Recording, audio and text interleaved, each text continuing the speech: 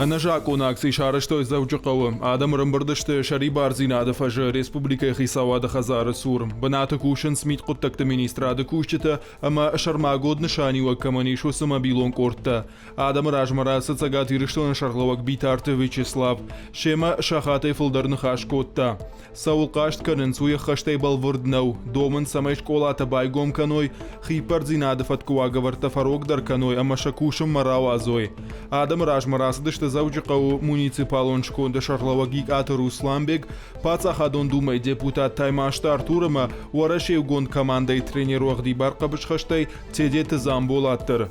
Уйфашта хисауад хазар марбахоттой қашт канчитай сықаппари шадон кол шараштой уй шема баштондар эрнхаш коттой хацак шкоттой хисан корт шнышанканын ешконда фанзаядой маджа автомай адам фашитышты пацахадон кушчита самай уавар бантонов жарда майвой уй но коронавирусон хасканишкай парахаткан уй ханская.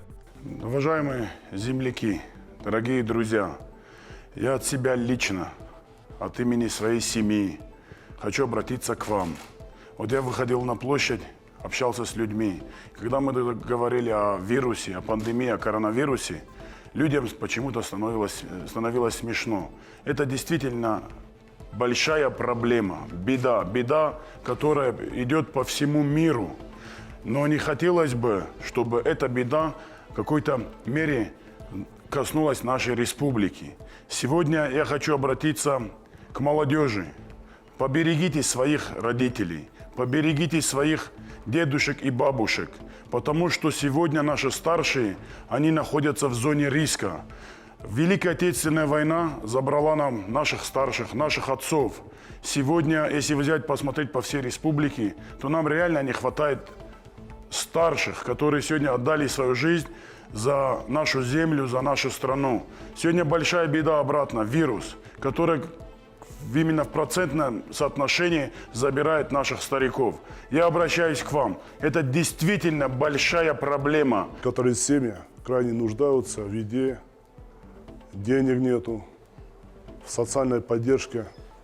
И вот я как депутат парламента обращаюсь, чтобы сегодня поберегли себя, ваши семьи. Потому что сегодня на самом деле есть коронавирус. Сегодня люди болеют, сегодня люди в реанимации. И сегодня такое столпотворение, которое сегодня у нас на площади происходит, это ни к чему хорошему не приведет. Потому что это угроза всей нации, нашей. Поэтому большая просьба, чтобы разошлись по домам и создать рабочую группу.